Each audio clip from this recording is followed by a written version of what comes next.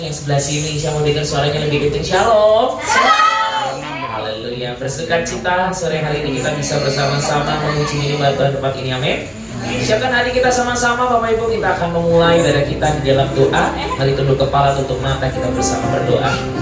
Bapak, kami mengucap syukur untuk anugerah-Mu, untuk kebaikan-Mu. Kalau hari ini kami boleh ada di tempat ini, kami boleh hadir memuji, menyembah, memuliakan nama-Mu. Kami berdoa Tuhan akan hari ini Tuhan kami boleh Kau dapati datang dengan penuh kerinduan. Dan kami percaya saat kami datang dengan penuh kerinduan, di situ Tuhan nyatakan hadiratnya bagi setiap kami. Mari hadir Tuhan dengan ibadah kami serahkan ibadah kami awal, pertengahan, dan akhir. Biar Allah yang campur tangan, Allah yang bekerja, Allah yang menyatakan kuasanya bagi setiap kami. Kami siap untuk memulai ibadah kami pada sore hari ini. Mari setiap kita yang siap untuk memulai ibadah kita sama-sama dengan saya katakan Amin. Sekali lagi shalom. Shalom. Salam damai sejahtera Allah yang melampaui segala akal dan pikiran terus tinggal dalam hati kita untuk selama-lamanya. Amin. Aminnya kok tak kencang ya saudara. Amin ya. Kita sebagai manusia yang masih hidup, kita sangat perlu damai sejahtera. Betul nggak saudara? Kita perlu damai sejahtera dalam hidup kita ya. Membuktikan bahwa Yesus Roh Kudus itu ada di dalam hati kita. Amin saudara. Amin. Kita pujikan satu pujian yang memberkati pada sore hari ini. I love you Lord. Amin. For your mercy never fails me. All my days I've been held in your hand. Pegang tangan kita, amin. From the moment that I wake up till I lay my Sampai head, kita berbaring, I will sing of the goodness of God. kebaikan Tuhan. Sing all my life. All my life you have been faithful. All my life you have been so good. With every breath that I remember, oh, I will sing of the goodness of God. Lagu ini pernah kita bawakan 3 bulan yang lalu. Yang pagi tolong jangan jawab ya.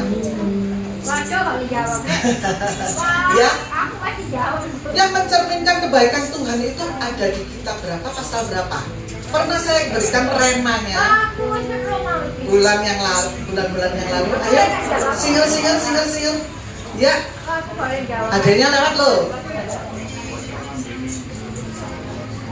Ayo, masa nggak tahu kebaikan Tuhan ada di kitab mana? Kerpeannya boleh dikeluarkan nggak apa-apa. Yang nyatet, yang rajin. Ya, lewat ya. Lewat. Hah? Yang baju biru, iya apa bu? Bukan. Ya? Yohanes bukan. Siapa lagi? Ayo kan tampilkan ya. Mazmur 31 ayat 20.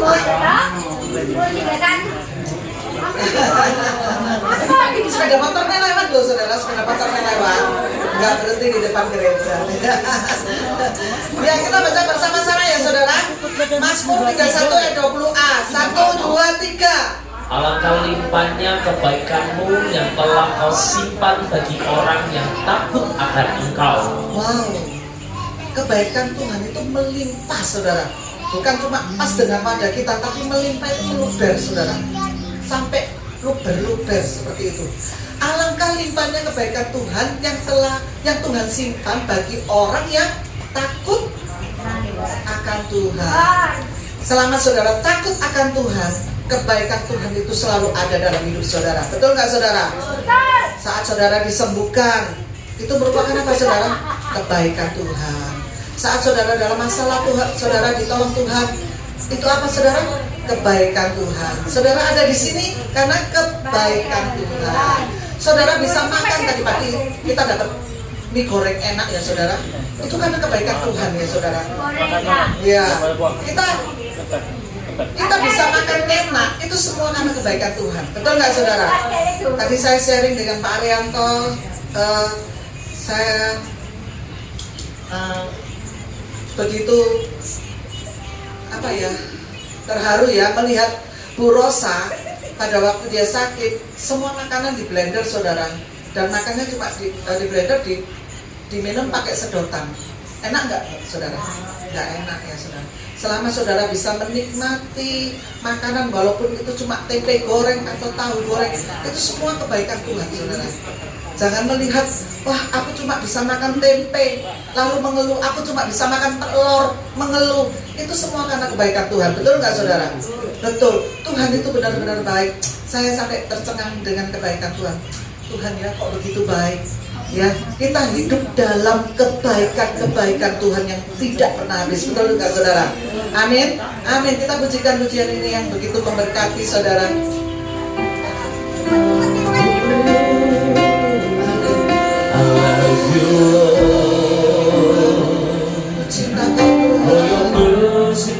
Kasih Tuhan gak pernah hilang dalam hidup kami. All my days, Ada di setiap waktu hidupmu kasihnya.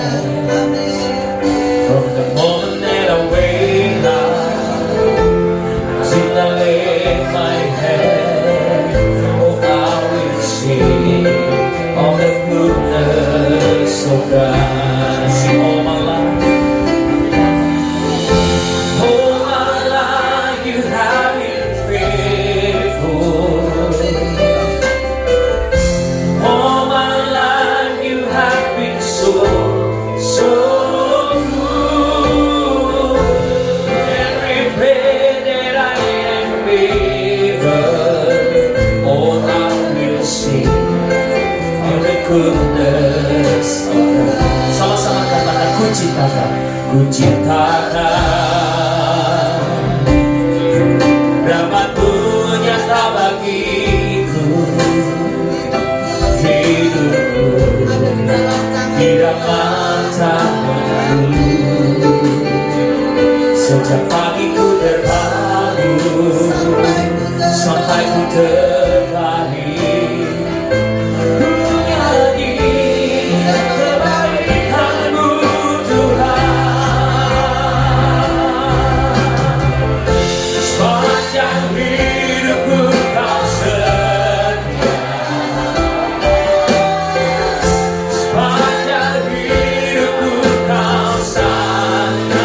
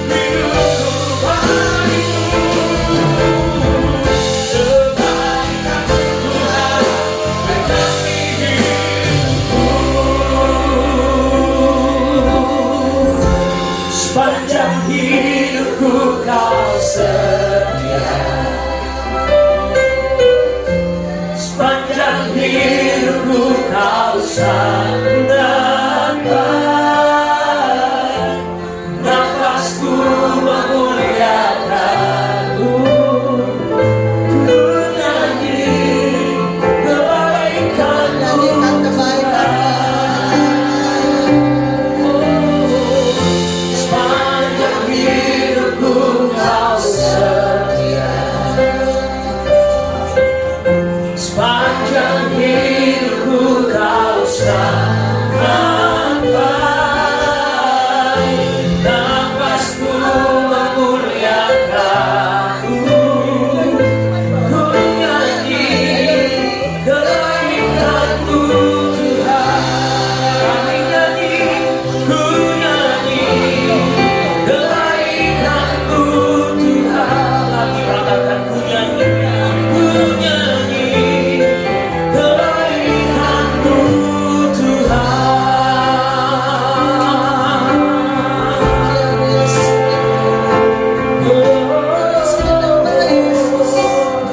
Rasakan kebaikan-kebaikan ada dalam hidup saudara. Bahkan kasih karunia-Nya dilimpahkan dalam hidup kita. Anugerah Tuhan terbesar ada dalam hidup kita. Suarakan kebaikan Tuhan. Fokus hanya pada Yesus. Yesus. Kau sangat baik. Mari kalau kau merasakan kebaikannya sore hari ini, kita sama-sama sembah Dia, Bapak Saudara.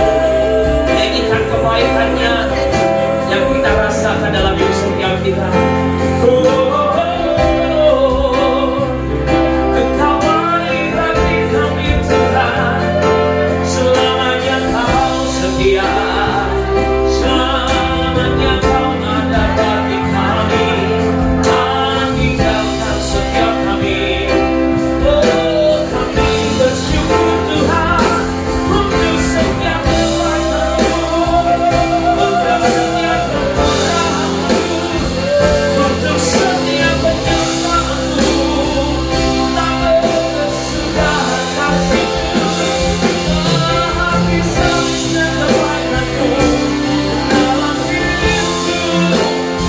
Sepanjang hidupku kau tetap setia, kau tetap ada, kau tetap sertai kami Yesus. Kami bersyukur selalu, kami bersyukur kepadamu Yesus. Oh Ramaya, oh Ramaya, ya kami sembah Yesus, kami sembah. Oh Yesus, terima kasih buat kebaikan-Mu, buat kasih setia-Mu yang kami rasakan. Terima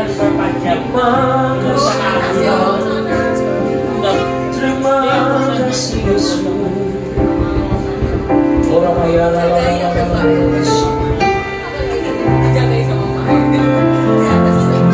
masih namanya. Sungguh kami bersyukur untuk setiap kebaikan-Mu dalam hidup setiap kami Tuhan. Kami bersyukur karena Engkau tak pernah sedetik pun tinggalkan kami. Kami bersyukur Engkau Allah yang setia kepada kami. Kau selalu ada di setiap musim kehidupan kami, dan bersama-Mu kami sanggup dan mampu melampaui segala hal. Terima kasih Tuhan. Biar sore hari ini kami mau bawa sembah terbaik kami di hadapan-Mu. Engkau ada bersamaku di setiap musim hidupku. Tak pernah Kau biarkan ku sendiri.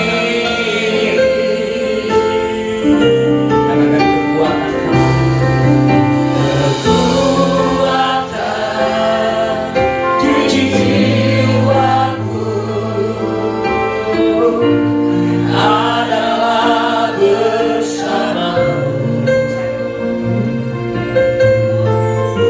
Tak pernah kuragukan kasihmu. Katakan bersamamu, bersamamu Bapa. Ku lewati semua perkenananmu yang segukan hatiku. Katakan kau Allah yang bertindak, engkau yang bertindak,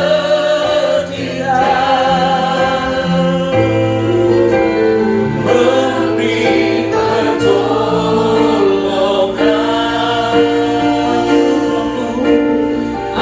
Anugerahmu besar melimpah bagiku. Sore hari ini kami percaya ada pertolongan di dalam hal itu. Sama Allah beserta dengan kami. Ini iman kami, sama-sama nyanyikan. Engkau ada bersamaku di setiap musim hidupku. Oh, tak pernah kau biarkan ku sendiri. Kekuatan kami, kekuatan di jiwaku adalah bersamamu. Jangan pernah ragukan kasihnya, saudara. Tak pernah ku ragukan kasihmu.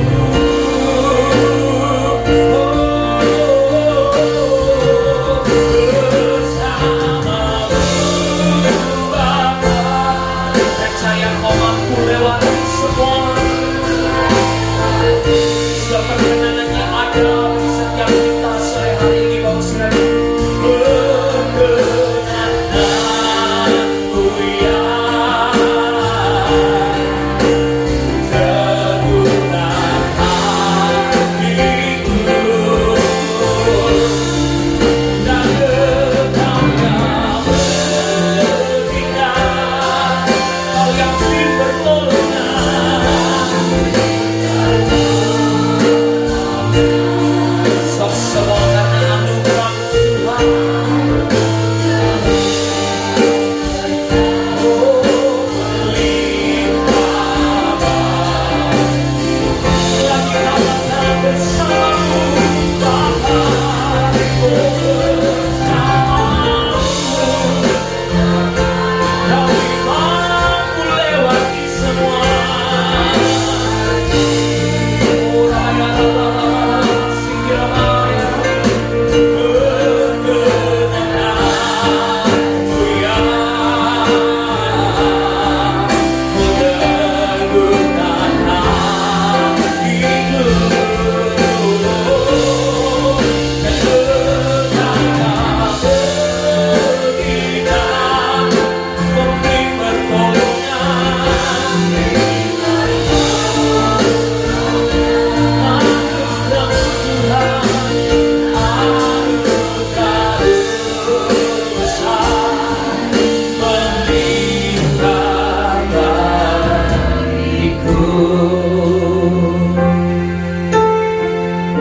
Kami percaya semua hanya karena anugerah-Mu Tuhan bagi setiap kami. Kami ada bukan karena kami kuat atau hebat. Kami ada karena Tuhan mengasihi setiap kami. Kami ada karena Tuhan beserta dengan kami. Kami ada karena kebaikan dan anugerah-Mu bagi setiap hidup kami.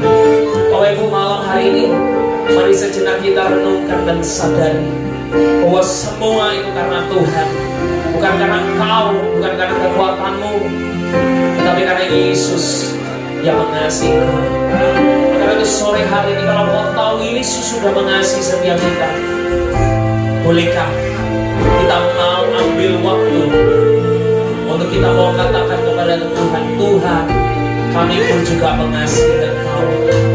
Dan hari ini pujian yang kita naikkan bukan cuma sekedar lip service atau sekedar keluar dari mulut kita, tapi biarlah pujian itu boleh keluar dari hati yang mengasihi Tuhan. Bapak Saudara, mari kalau kau mau hari ini mengasihi Dia lebih lagi, kita nyanyikan lagu ini dengan segenap hati terdalam.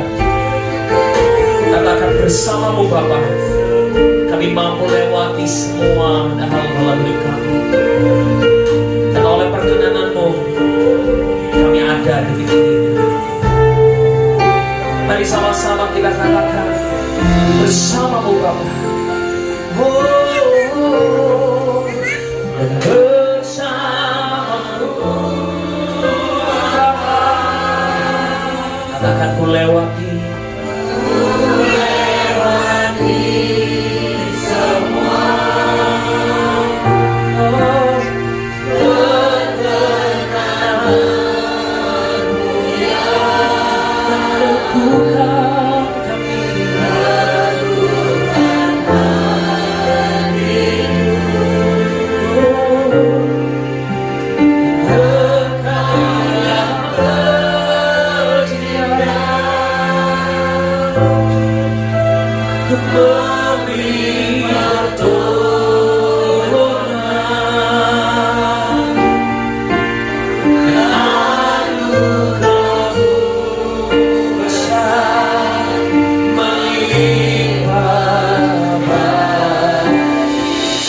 kami melakukan katakan bersamamu Bapa. Oh bersamamu Bapa, ku lewati semua perkenananmu, perkenananmu yang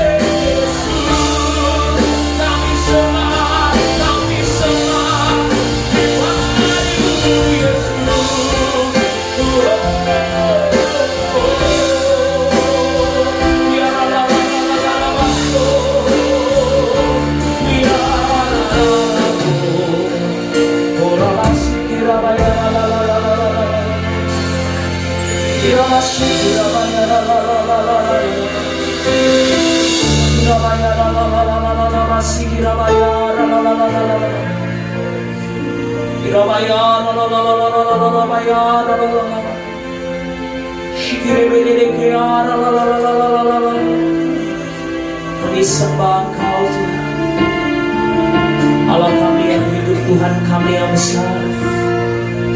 Tiada Allah yang seperti Engkau. Kau mampu tolong setiap hidup kami. Kau mampu pulihkan hidup kami dan hati kami.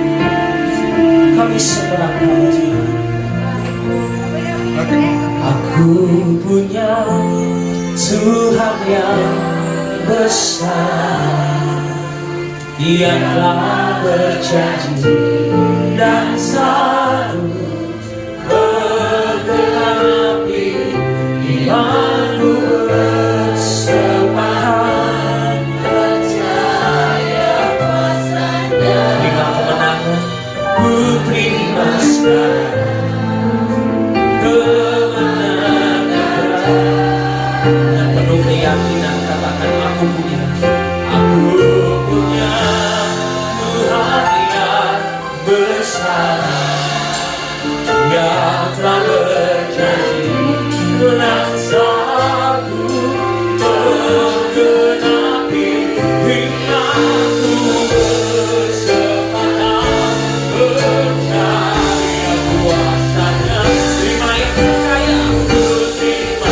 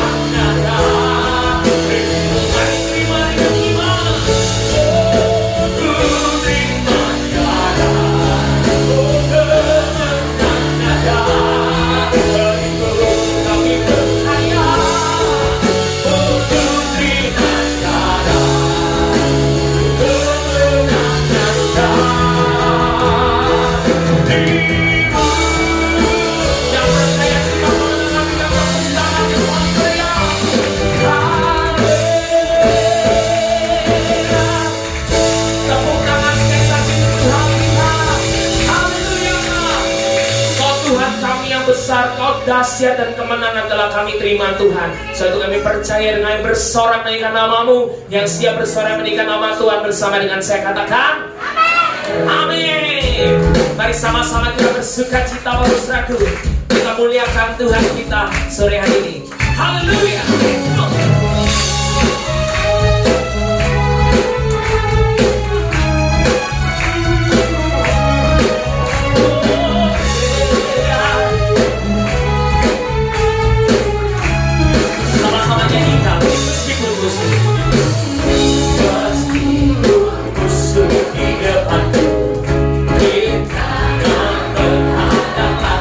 Ku tahu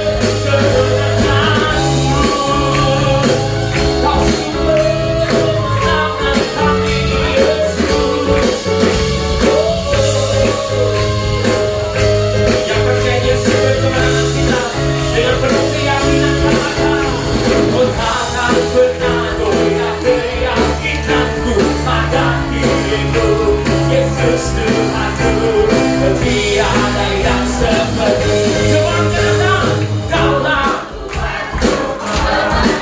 yang gunung batu keselamatan kita. Buat tanganku, Kaulah, sama-sama katakan, Kaulah Tuhan keregaanku, gunung batu dan keselamatanku. Buat tanganku, perlindunganku, Kaulah Allah, sumber kemenanganku, sumber kemenanganku, sumber kemenangan. Kaulah Tuhanku. Tepuk tangan buat Allah, sumber kekuatan kita. Coba tengok kanan kirimu, bagus seraku mukanya muka-muka pemenang atau masih dalam masalah. Jangan amin kalau dalam masalah. Yang mukanya masih muka masalah, kasih tahu ini, kamu lebih dari pemenang. Haleluya. Sebab dia sanggup melakukan perkara-perkara yang besar bagi setiap kita. Apa yang tak pernah kita lihat, tak pernah kita dengar, dan tak pernah timbul dalam hati, dia sediakan bagi orang yang mengasihi Dia. Mari kamu percaya, sama-sama katakan, apa yang tak pernah dilihat mataku, tak pernah didengar telinga, tak pernah timbul di dalam hati, semua disediakannya bagi yang mengasihi Dia. Nyanyikan, Allah sanggup melakukan segala perkara, tuluskan tangannya, kuasanya tidak berubah. Allah sanggup melakukan segala perkara, tuluskan tangannya, kuasanya tak berubah.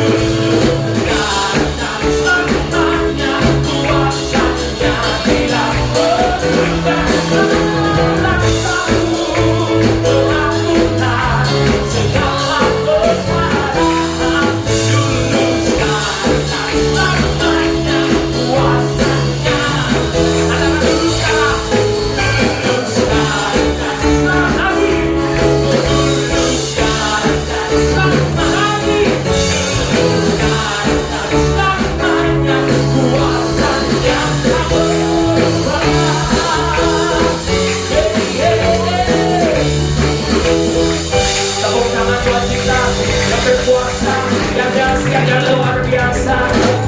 Amin. Katakan Tuhan selalu menolongku. Tuhan selalu menolongku, selalu menjagaku.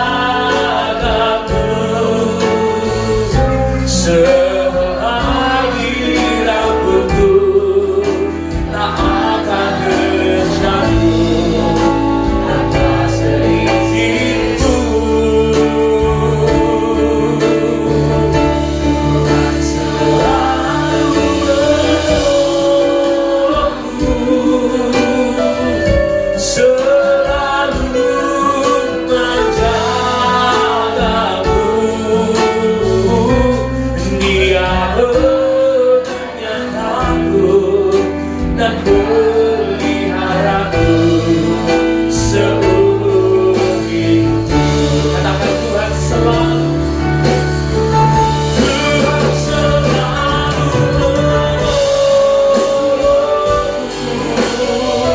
oh selalu menjagaku. Selagi rambutku tak akan terjatuh tanpa seizinku.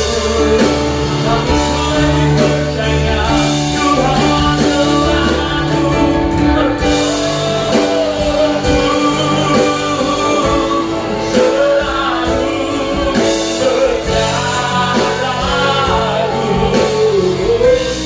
Dia menyertaku dan peliharaku seumur hidup. Saudara kita bangkit berdiri, kita sambut firman Tuhan. Tuhan selalu menolongku, oh selalu menjagaku. Selagi rambutku tak akan terjatuh tanpa seizinku.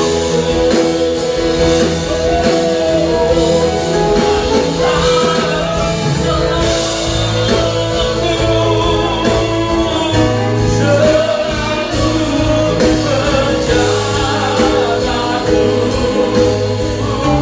Dia menyertaku dan peliharaku seumur hidup. Katakan Dia menyertakan kami. Oh Dia menyertaku dan peliharaku seumur hidup. Dia menyertaku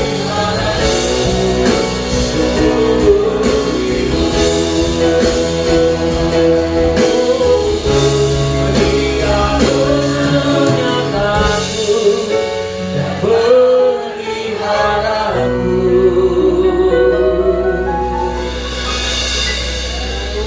seumur hidupku.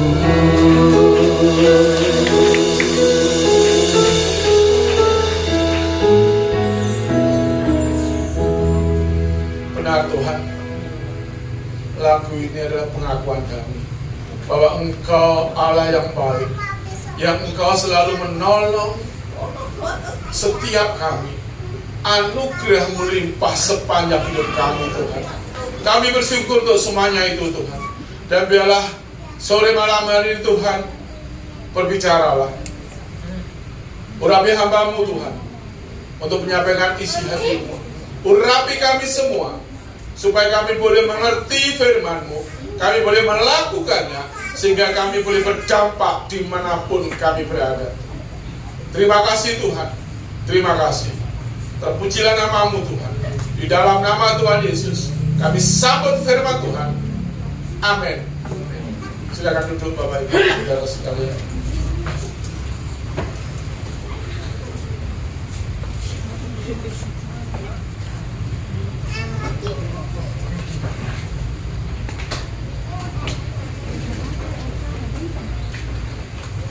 Shalom. Halo.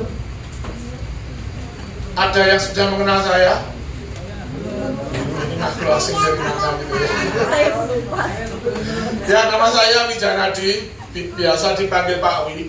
Mumpung presidennya masih Jokowi, jadi gampang mengingatnya ya. Ya, sebentar lagi kan beliau mesti diganti. Saya mengucapkan syukur dan terima kasih untuk Ibu Gembala, Ibu Yani yang mempercayakan saya. Demikian juga kepada para tim pengembalaan di tempat ini, sehingga saya bisa berdiri di tempat ini. Yang luar biasa adalah tim PAW, para singer, pemusiknya, WL-nya luar biasa. Haleluya. Ya, beri tepuk tangan dong. Ya, oke. Memang di dalam Tuhan itu kita mesti luar biasa. Siapa bilang orang Kristen itu biasa-biasa? Siapa yang pernah mengatakan bahwa orang Kristen itu angkat-angkat kuku? Enggak. Orang Kristen tidak boleh biasa-biasa. Bapak Ibu, kalau kita coba melihat, bisa langsung masuk. Ya, di dalam Alkitab seringkali digambarkan, ya, Tuhan Yesus digambarkan sebagai penabur. Bahkan seringkali memberikan perumpamaan tentang penabur. Di samping itu Tuhan Yesus juga disebut sebagai pengajar, guru, rabi. Ya, tentunya yang namanya penabur, yang namanya guru pasti ada urusannya dengan hasilnya. Betul ya? Apakah cukup seperti itu? Enggak. Lah kalau yang bukan petani, bukan guru gimana? Nah, kalau kita mau perpanjang, kita bisa menambahkan di situ pemimpin. Saya yakin kita semua adalah kepala bukan ekor. Amin. Kita semua adalah pemimpin. Bisa juga itu digambarkan sebagai gereja. Kaitannya dengan apa? Kalau penabur kaitannya dengan hasil panen. Betul. Tuaian. Gak ada petani nabur gak berharap menuai gitu ya. Betul ya. Kalau guru kaitannya dengan apa? Murid. Betul. Kalau pemimpin kaitannya dengan siapa? Pengikut, anak buah.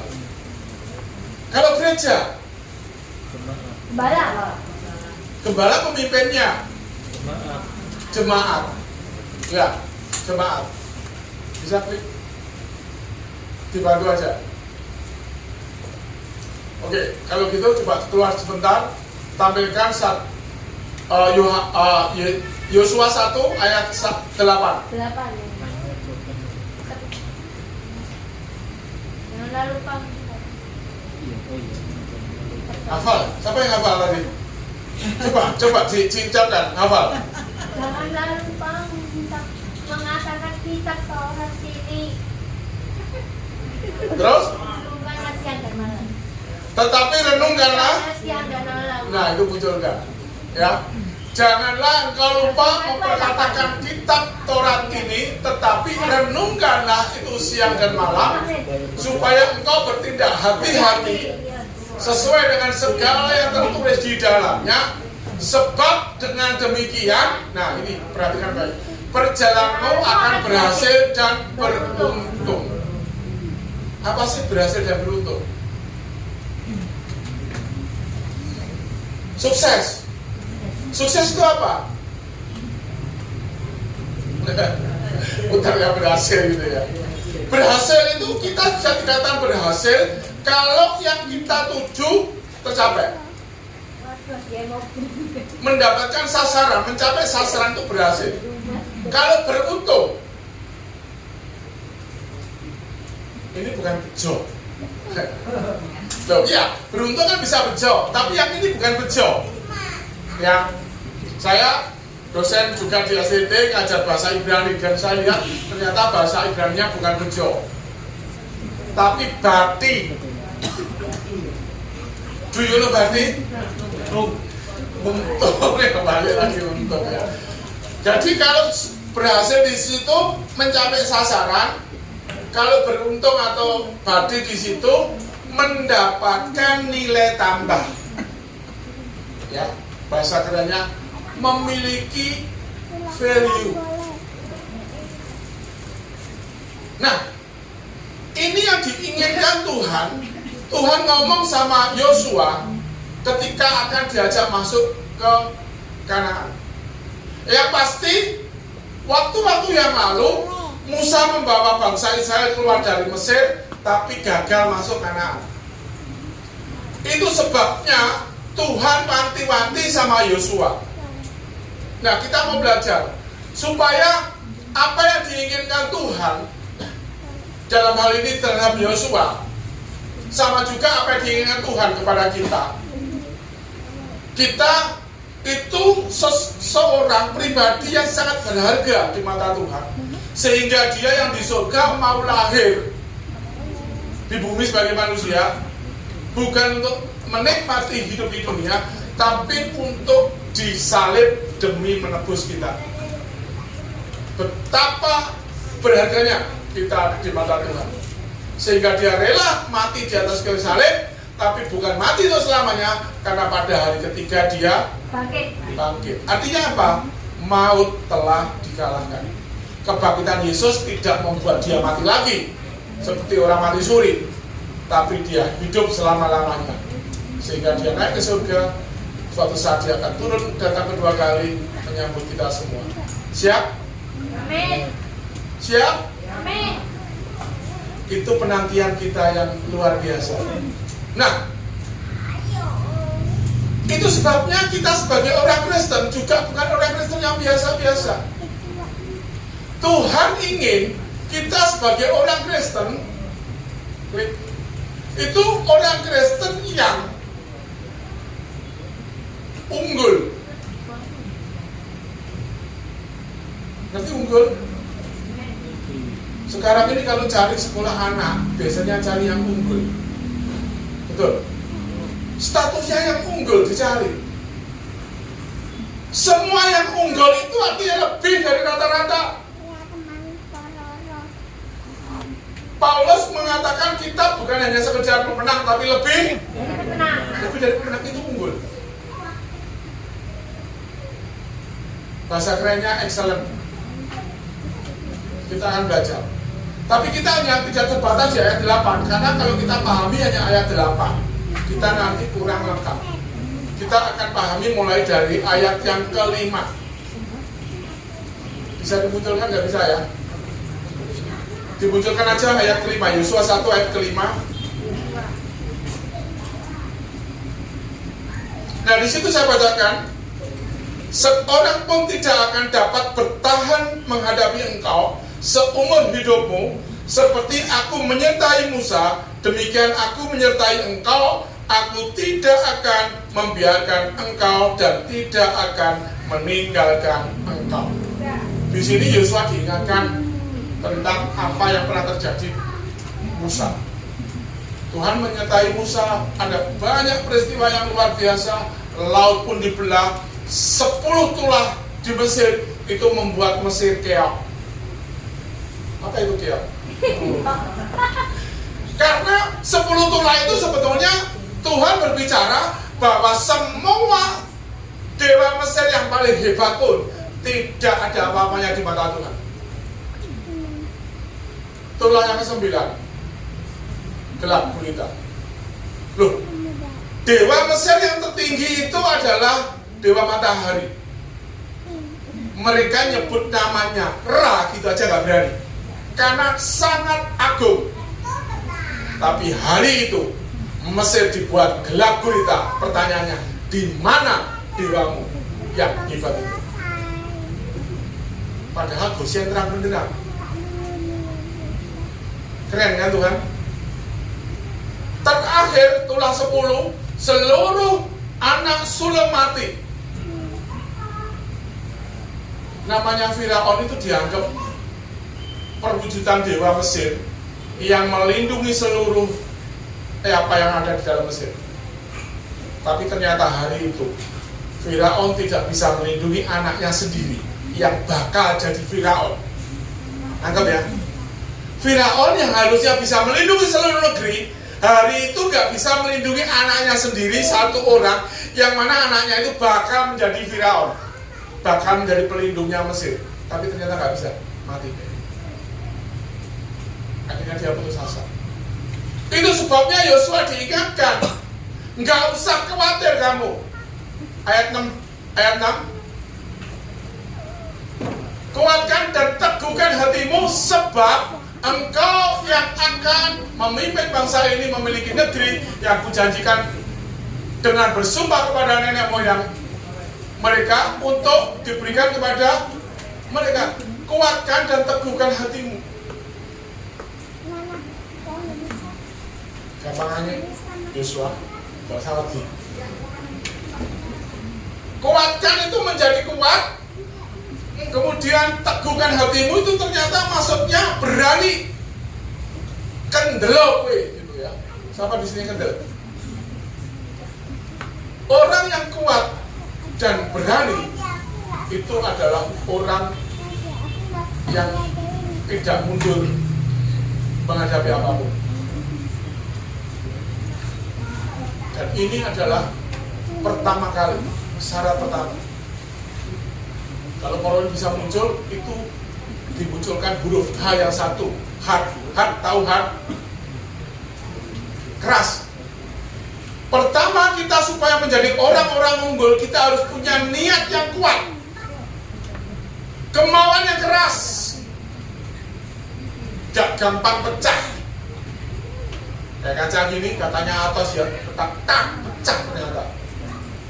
Getas. Betul getas ya. Bukan kue itu ya. Kue getas ya, ketan yang digoreng itu ya. Getas.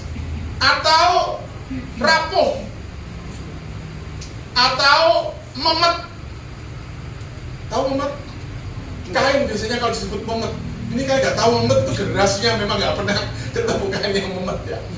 Ya, digoyang sedikit sobek itu kain itu memet sudah. Udah lapuk.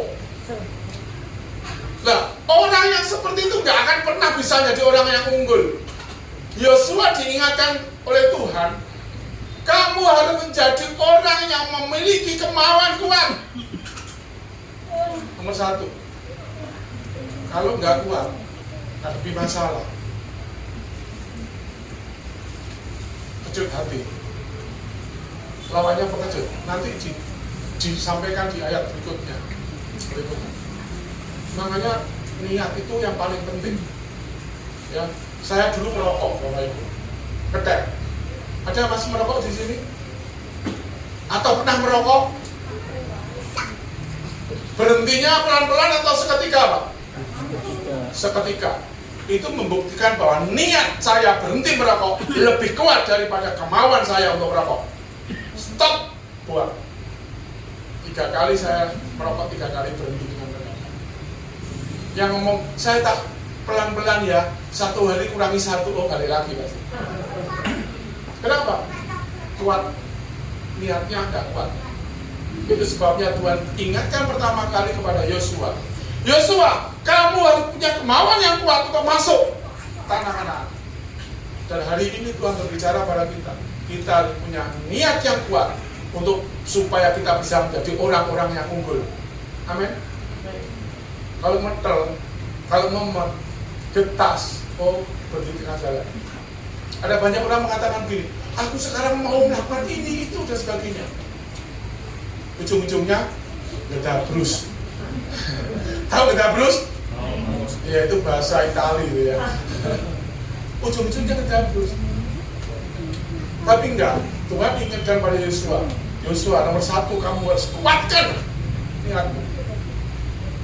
Hari ini kita diingatkan Tuhan, kalau kita mau jadi orang yang unggul, excellent, kuatkan niatmu untuk menjadi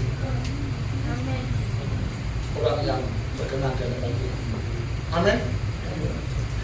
Kemudian kalau kita lihat, ya, ini perintah kuatkan dan teguh hatimu itu diulang dari ayat 5 sampai ayat 9 itu diulang sampai 3 kali. Bapak Ibu tahu, kalau diulang 2 kali artinya penting. Kalau diulang 3 kali artinya sangat penting. Dan ini bukan cuma diulang, Tapi sudah diulang 3 kali, tapi gaya bahasanya kelimat.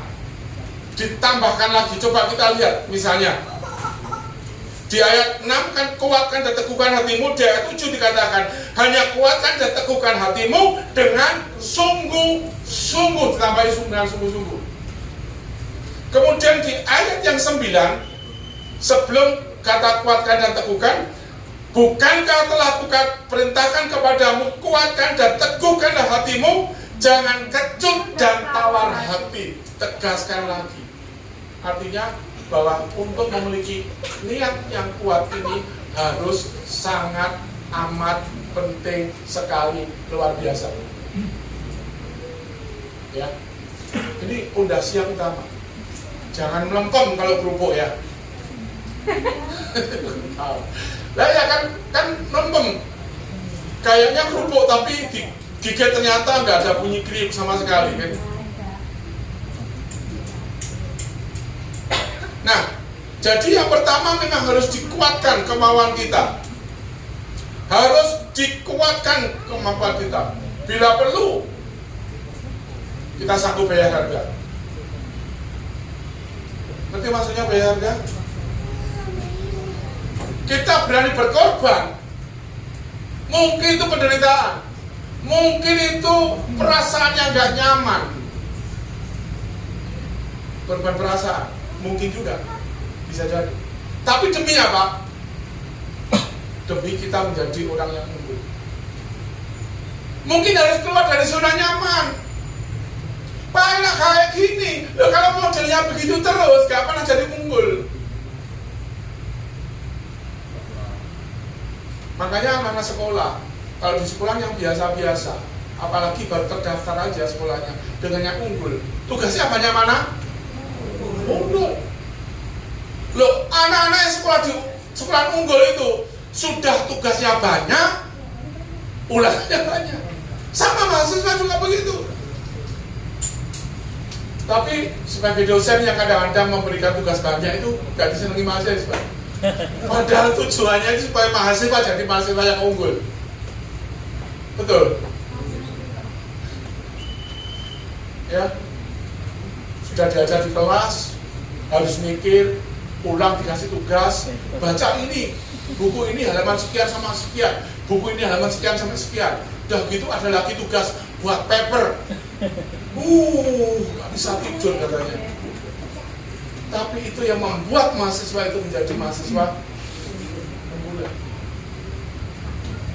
Bila perlu keluar dari zona nyaman. Nah, faktor yang kedua yang perlu kita pahami betul untuk menjadi orang yang unggul. Di ayat 8 tadi dikatakan apa? Jangan engkau lupa memperkatakan Taurat ini, tetapi renungkanlah siang dan malam. Merenungkan itu apa sih?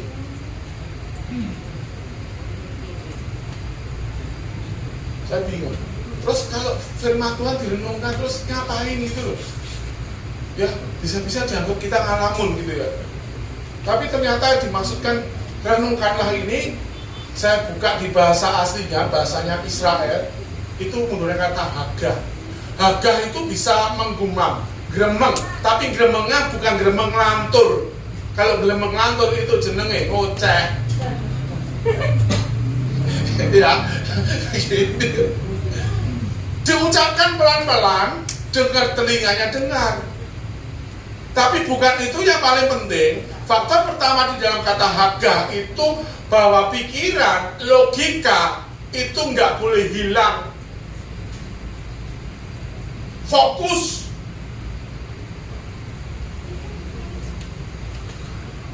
Makanya ada yang menerjemahkan meditasi boleh, terjemahkan meditasi. Tapi meditasinya bukan meditasi yang pikiran kosong, bukan.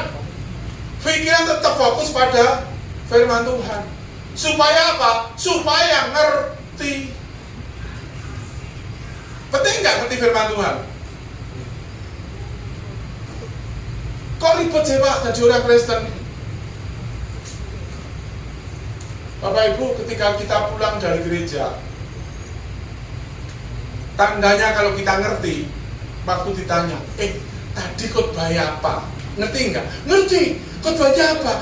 Lucu, itu nggak ngerti. Betul? Lo ngerti kok lucu? Ngerti itu. Bapak Ibu ketika tanya, ngerti. Khotbahnya apa? Gini. Bisa ngomong, bla bla bla bla bla bla. Terus yang mendengarkan gini. Itu pasti ngerti. Tandanya begitu. Jadi kita sebagai anak Tuhan harus ngerti firman Tuhan. Pak, urusannya apa saya harus ngerti firman Tuhan itu? Apa saya harus jadi pendeta? Enggak harus. Sekarang ini kita gampang ya buka di internet, di YouTube. Apalagi yang muda-muda buka AI. Sampai bisa bermain AI. Enggak ada. Saya main Bapak Ibu. Memang cerdas. Tapi saya yakin kalau kita tahu benar tentang keilmuan itu, kita pasti lebih unggul. Dan kita kendalikan AI. Beberapa kali AI itu katanya yang cerdas begitu mengatakan mohon maaf. Kenapa? Karena dia salah ternyata. YouTube juga begitu. Kita buka, nggak semua khotbahnya itu benar. Saya ulangi, tidak semua khotbahnya benar. Banyak yang bagus, banyak. Yang ngacau, banyak. Bahkan pernah di situ salah satu hamba Tuhan yang cukup terkenal. Dia mengatakan begini. Daripada hidup bersama pasangan yang bencekno, hidupmu nggak bisa tenang, nggak ada damai sejahtera, mendingan ceraikan supaya hidupmu bisa tenang dan damai. Benar atau salah? Ini kan ngacau. Mungkin dengan cerai itu yang bapak-bapak bisa lepas dari istrinya yang cerewet. Mungkin istri itu bisa lepas dari suaminya yang mencekno. Kayaknya bisa damai sejahtera, tapi demi itu Alkitab mengajarkan perceraian adalah dibenci Tuhan. Apa yang sudah disatukan Tuhan? Nah, apa lupa yang seperti ini pendeta itu? Hanya demi populer. Itu supaya kita hati-hati. Kita perlu ngerti waktu ada khotbah disampaikan firman Tuhan. Supaya apa? Kita bisa nyaring. Mungkin ketemu teman ngejak ngerumpi, tapi ngerumpinya ternyata salah. Dia baru lihat YouTube yang salah. Kita bisa tahu, oh ini salah. Kalau memungkinkan diluruskan. Nah kalau nggak ngerti, dijak ngomong salah, oh iya, ikut salah manik. Makanya penting. Dan kalau kita lihat, coba perhatikan di dalam Matius 13 ayat 19. Bapak Ibu pasti nggak asing dengan ayat ini. Matius 13 ayat 19. Ini ketika Tuhan Yesus memberikan penjelasan, gambaran bahwa firman Tuhan itu seperti benih yang ditabur. Ingat? Yang pertama ditabur di mana? Seperti benih yang ditabur di pinggir jalan. Apa artinya? Yang di pinggir jalan itu artinya apa? Nah, kepada setiap orang yang mendengarkan firman Tuhan tentang kerajaan surga tetapi tidak mengerti. Jadi kalau kita nggak ngerti waktu firman Tuhan disampaikan, kita itu seperti pinggir jalan. Firman Tuhan ditabur, jatuhnya di pinggir jalan. Kita kan ingin punya hati yang tanah yang baik ya. Makanya berusaha untuk ngerti. Caranya gimana? Salah satu cara dicatat. Karena nggak cukup Bapak Ibu bisa paham firman Tuhan hanya mendengarkan khotbah. Jangankan Bapak Ibu, saya dosen, masih punya catatan banyak ketika dengar khotbah. Nanti di rumah dibaca ulang. Nah, problemnya ini Bapak Ibu, karena tetapi tidak mengerti. Coba perhatikan baik-baik. Datanglah si jahat dan sing bati bukan kita. Si jahat itu siapa? Iblis. Bapak Ibu datang ke gereja, pendeta khotbah, kalau kita nggak ngerti, dirampas oleh sing bati siapa? Bagaimana kita bisa jadi orang unggul?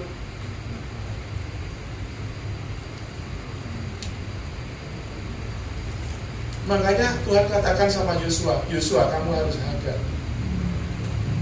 Pakai pikiranmu, pakai logikamu, fokus konsentrasi supaya kamu bisa ngerti. Kalau kamu nggak ngerti, berkat-berkat yang sudah disiapkan Tuhan, disampaikan, dibagi, ternyata dirampas oleh iblis. Sehingga iblis. Padahal tadi dikatakan supaya perjalananmu berhasil dan beruntung. Tuhan sudah siapkan supaya kita menjadi unggul, diberikan keberhasilan dan diberikan keberuntungan. Tapi karena kita nggak ngerti, direbut oleh kitanya.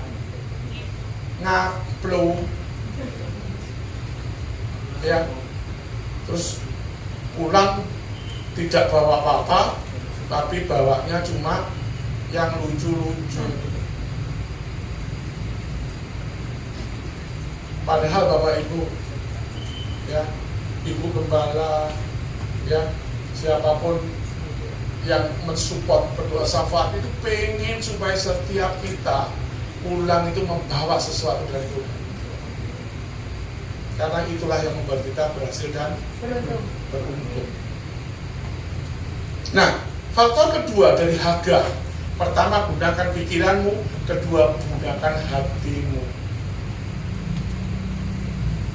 Setelah dipikir, direnungkan, ngerti, kemudian digumuli. Itu kan zamannya Yosua, itu kan zamannya Daud. Sekarang aku ngadepi bukan ngadepi Goliat, aku ngadepi masalah. Piye ini? Digumuli. Bila perlu kita seperti melihat cermin, merefleksi katanya. Lihat cermin. Siapa yang pernah lihat cermin? Semua ya. Nah, ketika di depan cermin apa biasanya dilakukan? Cantik belum, ganteng belum gitu ya. Kalau ada kotoran dibersihkan, bagus.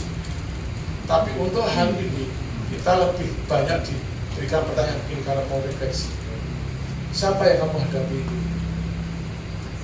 Aku, saya, orang baik atau orang enggak, atau jahat? Pernah tanya seperti itu? Siapa ya? Ini orang baik atau orang jahat ya? Orang benar atau orang ngawur ya? Ini orang munafik atau enggak ya? Bapak Ibu mesti menilai di sini, refleksi.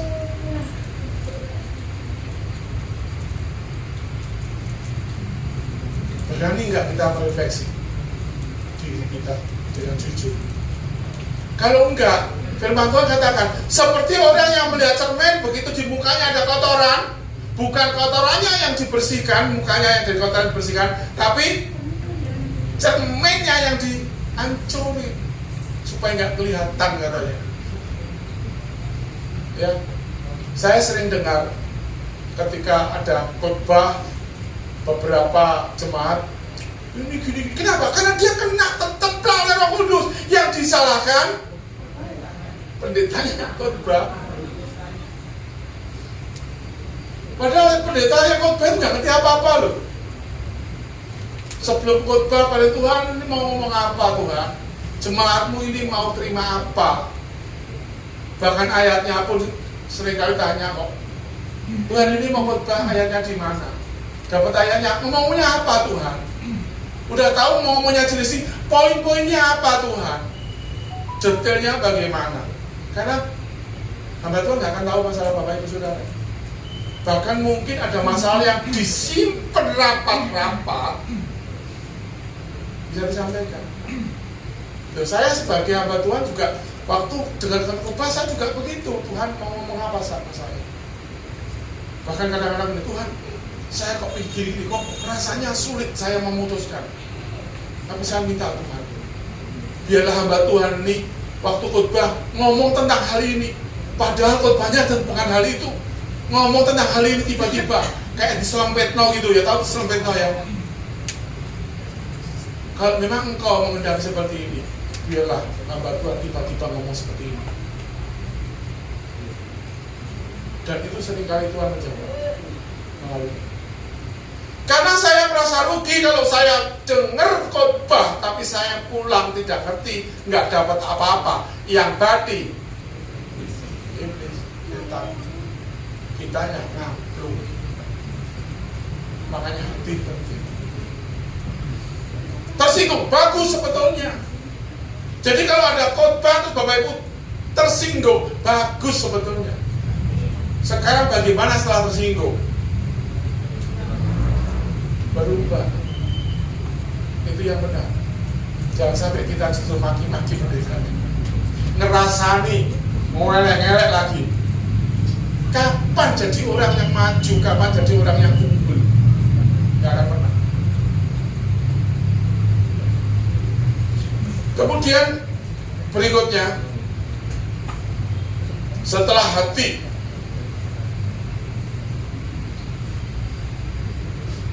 di ayat 7,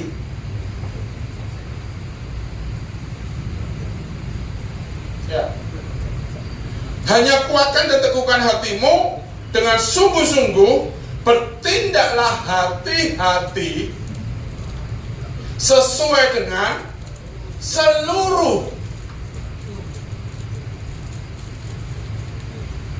bertindak hati-hati supaya nggak ngawur, tapi sesuai dengan seluruh firman Allah. Kita dapatnya sedikit-sedikit diterima. Khotbah dapat sepotong, dipahami. Khotbah dapat sepotong, disimpan. Khotbah dapat sepotong, disimpan. Disimpan di sini, disimpan di sini. Untuk apa? Untuk dilakukan. Jadi kalau bahasa Indonesia saya katakan, firman Tuhan disampaikan, masuk dalam telinga, masuk pada head, kemudian heart, dan berakhirnya harus di head. Dilakukan. Nggak ada gunanya tahu firman Tuhan, semua kitab Kejadian sampai Wahyu, pergumulannya setiap hari digumulkan, tapi nggak pernah dilakukan. Nggak ada gunanya. Firman Tuhan hanya terjadi ketika dilakukan. Sekali lagi, firman Tuhan ada kuasanya mengubahkan, membantu, menolong dan sebagainya ketika dilakukan. Ingat, ketika Yesus mengadakan mukjizat air jadi anggur, kapan jadi anggur? Ketika pelayan itu mencedok dan membawa, dilakukan. Waktu Yesus ngomong cedoklah, nggak jadi, masih air. Kapan janda Safat itu tepungnya dan minyaknya nggak habis? Ketika dia melakukan perintahnya, dilakukan. Kapan istri-istri hamba Tuhan yang kehabisan, yang punya utang banyak itu, gentong minyaknya terisi penuh? Ketika dia disuruh pinjam, dia pinjam. Nah, sekarang tinggal berapa gentong yang diisi, tergantung imannya janda itu. Kalau dia imannya sedikit, pinjamnya cuma 1. Tapi kalau imannya besar, dia bisa pinjam 10 gentong. Dan 10 gentong itu penuh. Kenapa? Karena melakukan. Kesanggupan kita melakukan firman Tuhan, disitulah tingkat keunggulan kita yang membedakan kita dengan orang-orang yang tidak kenal Tuhan. Beda dong. Orang kenal Tuhan, menyembah Tuhan yang hidup dan yang tidak. Bedanya dari mana? Karena orang yang kenal Tuhan, dia tahu firman Tuhan, dia ngerti firman Tuhan, dan dia lakukan. Itu yang membedakan, karena dia menjadi orang-orang yang unggul. Seperti orang-orang depan saya ini kan unggul semua. Amin. Pelaku-pelaku firman. Tanpa dilakukan. Bapak Ibu tahu, di seberang sana ada banyak yang hafal Alkitab. Banyak hafal Alkitab untuk menghujat Tuhan, tapi bukan kebenaran yang dikemukakan. Ayatnya hafal tapi isinya diselewengkan. Terus ketemu orang Kristen yang nggak ngerti firman Tuhan, itu masalahnya. Tapi kalau ketemu orang yang ngerti firman Tuhan, kamu kok ngomong gitu, ditunjukin justru kembali justru di Injil dulu. Bapak Ibu, kita hari-hari ini kekristenan cukup aneh, ya, banyak yang bertobat firman Tuhan, baik di Indonesia maupun di luar. Jadi Bapak Ibu siap untuk selalu jadi saksi, berani katakan firman Tuhan yang benar. Siap-siaplah dipakai Tuhan untuk menyembuhkan jiwa-jiwa. Amin. Kesempatan jangan cuma sebagai penonton. Orang unggul cuma nggak cuma nonton, betul? Itu kalau di galangan mana, itu yang juara-juara itu yang main, yang hebat-hebat. Ya, yang cuma keplok itu berarti penonton, dia nggak bisa main itu, apalagi komentatornya ngomong yang pintar, disuruh main, nggak bisa. Itu kalau komentari petinju kayak lebih hebat dari petinjunya, disuruh naik ring, nggak berani. Jadilah juara, karena kita nanti siapkan Tuhan untuk jadi lebih dari pemenang, jadi juara. Kita diinginkan Tuhan kita menjadi orang-orang yang unggul. Tuhan ingatkan pada Yosua, dan peringatan itu apa yang disampaikan itu berlaku kita malam hari ini.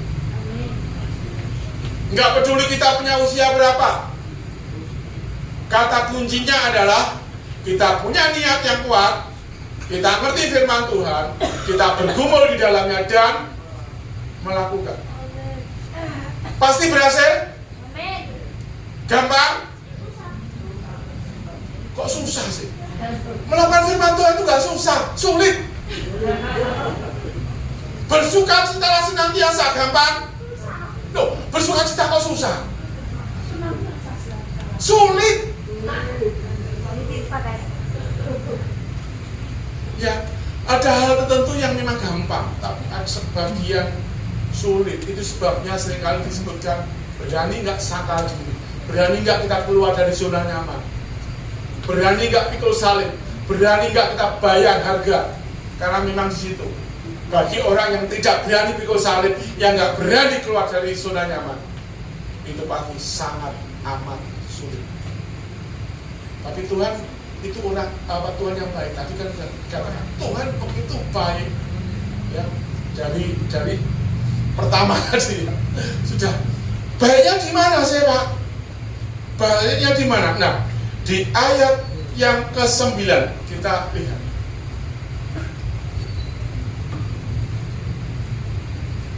Ayat yang ke-9. Bukankah telah kukatakan kepadamu, kuatkan dan teguhkan hatimu, jangan kecut dan tawar hati, sebab Tuhan Allahmu menyertai engkau kemanapun engkau pergi. Ini jaminannya. Kenapa Yusuf jadi penguasa di Mesir, orang kedua? Alkitab mengatakan Yusuf disertai Tuhan. Amin. Mau baca yang manapun, setiap ada kata-kata disertai Tuhan, maka orang itu pasti menjadi orang yang unggul. Kata kuncinya di sini. Meskipun kita punya niat yang kuat, Kalau tanpa penyertaan Tuhan, itu artinya kita berusaha dengan kemampuan sendiri, dengan kekuatan sendiri. Paulus mengatakan seperti gong kosong, tong kosong, nyaring bunyinya. Kalau dipukul, dungung, dengar di mana-mana. Tapi hasilnya kempus katanya. Tahu kempus? Ini banyak bahasa Ibrani ya. Bahasa Jawa itu luar biasa loh Bapak Ibu. Ya, termasuk bahasa kosakata yang jumlahnya banyak di dunia. Coba bayangkan. Ini kalau orang Inggris menerjemahkan tulisan bahasa Jawa pasti kesulitan. Bapak Ibu tahu namanya jelunggo? Bisa nggak terjemahkan ke bahasa Inggris? Delosor, nyungsep, jungkel. Bingung orang Inggris itu terjemahkannya ke bahasa Inggris ya. Tapi kita tahu persis ya. Kalau delosor itu apanya yang luka kira-kira? Kalau nyungsep apa yang rusak? Luka. Kalau jungkel mana yang luka? Tahu semua. Nggak usah buka kamus. Orang Inggris buka kamus tapi nggak ngerti. Makanya kempus tadi nggak ada dalam kamus ya.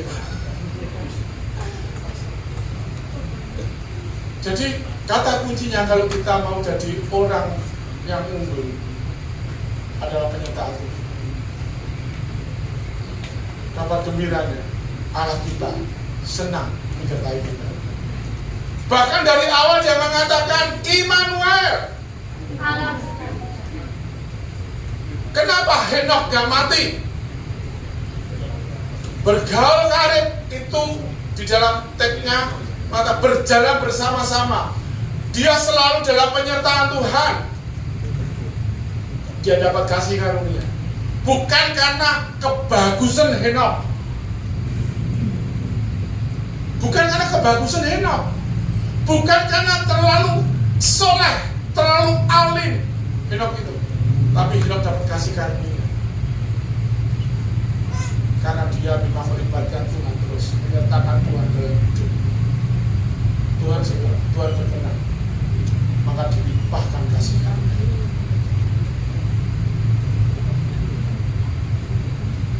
Bapak Ibu, Tuhan itu baik. Ketika dia bangkit dari kematian, dia tahu karena saat itu dia menjadi manusia. Dan Paulus mengatakan Yesus sedang mengosongkan dirinya, artinya dia tidak mengekspresikan kealahannya. Maka Yesus menjadi terbatas.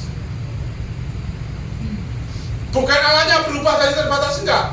Kealahannya tetap utuh. Dia masih maha kuasa, dia masih maha hadir. Tapi karena dia menjadi manusia, maka dia terbatas. Ketika dari Galilea mau ke Yerusalem, maka Yesus harus jalan atau naik keledai. Nah bayangkan kalau Bapak di Surabaya perlu Yesus, kapan sampai ke Surabaya? Daftar dulu, antrian ke berapa? Antrian ke 341 juta. Nah iya kan, orang Kristen di dunia ini banyak banget. Itu sebabnya dia naik ke surga. Tapi ngomong sama murid-muridnya, jangan kemana-mana dulu, pergi ke Yerusalem, tunggu. Dan pada hari ke-10, apa yang terjadi? Dicurahkan Roh Kudus. Nampaknya seperti lidah-lidah api. Kenapa nampaknya seperti lidah api? Karena itulah tanda penyertaan Tuhan. Roh Kudus digambarkan sebagai apa? 1, burung merpati. 2, api, lidah api. 3, air. 4, angin. Jadi ini Pentakosta kenapa didengarkan suara angin, kemudian lihat lidah-lidah api? Itu sebenarnya mau ngomong bahwa hari itu Roh Kudus dicurahkan dan turun pada setiap orang yang percaya. Jadi kalau itu digambarkan di hari ini, setiap di atas kepala kita, Bapak Ibu Saudara semua, ada kayak lilinnya gitu. Itu kan gambaran ya. dicurahkan. Dan Alkitab mengajarkan, ketika kita percaya, maka kita dimeteraikan oleh Roh Kudus di dalam hati kita. Dan ketika kita mau melakukan firman Tuhan, kita bertekun di dalamnya, maka Roh Kudus turun ke atas kita. Apa artinya? Roh Kudus sedang memberdayakan kita. Empowering, katanya orang keren. Artinya gitu, kita dilibatkan di dalam pekerjaannya. Kita nggak dinganggurno sama Tuhan, sama Roh Kudus, kalau Roh Kudus turun atas kita. Itu sebabnya ketika Roh Kudus turun ke atas kita, Alkitab mengatakan dulu dalam perjanjian lama digambarkan dituangi minyak, diurapi minyak Roh Kudus turun ke atas kan diurapi tidak ke kepala. Pada waktu Yesus memerintahkan murid-muridnya untuk pelayanan, dihembusi kepalanya angin. Itu lambang-lambang. Pada waktu Yesus setelah dibaptis keluar, apa yang muncul? Burung merpati. Itu artinya, dan setelah burung merpati turun ke atas Yesus, Yesus siap melayani. Jadi Roh Kudus akan menyertai kita. Kita tidak dibuatnya nganggur, kita dibuatnya menjadi orang-orang unggul karena kita mau dipakai di dalam pekerjaannya. Amin. Itu sebabnya Bapak Ibu, ketika kita bersaksi, tidak usah takut, tapi yang mengalir berhikmat. Ya, jangan tiba-tiba kamu kenal nggak Yesus? Terima Yesus kamu. Loh, ya kalau ada orang marah ya wajar, tapi mengalir. Begitu ada kesempatan, misalnya, kamu kok ini musimnya orang susah kok kamu kita masih bersuka cita. Lah iya toh, aku punya Tuhan Yesus ya. Nah, kesempatan bersaksi kan. Bapak Ibu, ada yang pernah ngobrol-ngobrol kemudian ngomong tentang makanan yang enak? Pernah? Semua ya. Dulu salah satu mahasiswa ngomong sama saya gini, Pak Wi, tahu nggak? Menurut saya, bakso paling enak di Surabaya itu bakso ini. Pernah Pak Wi makan sana? Belum. Nah, saya ngomong sama istri saya juga suka bakso. Ayo ke sana, nyoba, bener enak. Akhirnya apa? Dia cerita sama teman-temannya. Akhirnya teman semua itu sekarang jadi langganannya bakso itu. Itu bakso loh. Saya makan tuh bayar loh. Bapak Ibu, kebaikan Tuhan nggak bayar loh. Kita yang dibayari Yesus loh. Kok nggak mau cerita? Aneh ya. Makanya kalau di depan cermin dilihat, ini orang yang suka bersaksi enggak? Orang aneh atau enggak? Itu namanya merefleksi. Ya. Kalau Bapak Ibu ngerti, pulang pasti dengan sukacita. Amin. Bukan iblis yang ambil manfaat. Ya, itu bakso, belum lagi nanti soto. Iya, makan soto daging. Ternyata di situ juga satu rombongan. Saya tanya, kok suka makan soto? Iya. Kok juga iya. Oh, di sana enak, di sana enak gitu kan. Dapat referensi soto daging yang enak di Surabaya. Soto ayam yang enak di Surabaya. Loh, kita makan lo bayar. Apakah kalau sudah cerita terus digratiskan? Pulang disangoni? Loh ini loh, kita tanpa Tuhan Yesus, kita sudah dibaiki sama Tuhan, ditebus dosa kita, diberkati sama Tuhan. Loh kok nggak mau ceritakan? Memang ya waktu masa ngomong bakso, soto itu nggak tiba-tiba ketemu orang, kamu tahu nggak soto yang enak? Enggak dah. Ya, tapi pas ngobrol-ngobrol sama orang, tepat ada kesempatan untuk bicara, untuk bercerita, sampaikan. Tulus seperti mantati, tapi harus cerdik. Bukan hal yang konyol. Bapak Ibu, hari ini Tuhan bekerja. Anugerah keselamatannya begitu banyak ditumpahkan, baik untuk negeri ini maupun dunia. Saya nggak mau banyak ya. Apalagi ini kan online ya. Ada gam. Ya, direkam. Ya, jadi hari ini banyak ketupat-ketupat yang terima anugerah Tuhan. Jadi Bapak Ibu jangan cuma mendengar kesaksian bahwa oh sekarang Tuhan luar biasa mencurahkan anugerahnya. Bukan cuma mendengar itu, tapi salah satu orang yang dipakai Tuhan adalah Bapak Ibu Saudara sekalian. Amin. Karena Bapak Ibu Saudara semua disiapkan untuk jadi orang-orang yang unggul. Siap? Siap. Kuatkan. Iya.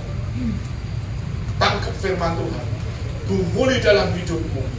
Lakukan dan bersiaplah untuk mendapat pencurahan Roh Kudus supaya kita siap menjadi orang-orang yang unggul di dalam Tuhan. Amin.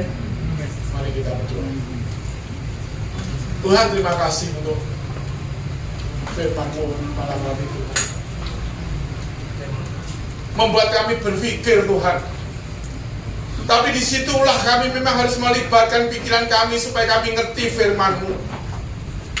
Sehingga kami tidak diombang-ambingkan oleh pengajaran-pengajaran yang palsu, oleh nabi-nabi yang palsu. Tapi justru kami membawa terang-Mu, Tuhan. Sehingga kami semuanya Tuhan siapkan untuk jadi orang-orang yang unggul. Tuhan berdayakan kami.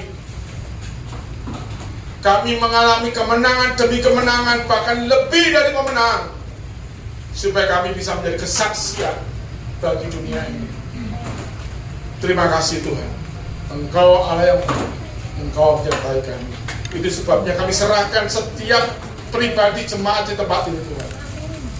Sikara marawas sakara watas. Anugerah turun. Roh Kudus ada di atasmu. Dan engkau siap dipakai oleh Tuhan menjadi orang-orang yang unggul. Di dalam gereja, jika jemaatnya adalah orang-orang yang unggul, maka gereja itu pasti gereja yang unggul. Gereja yang berkualitas. Gereja yang dewasa. Pakai tempat ini Tuhan sebagai alat kemuliaan. Urapi hamba-Mu.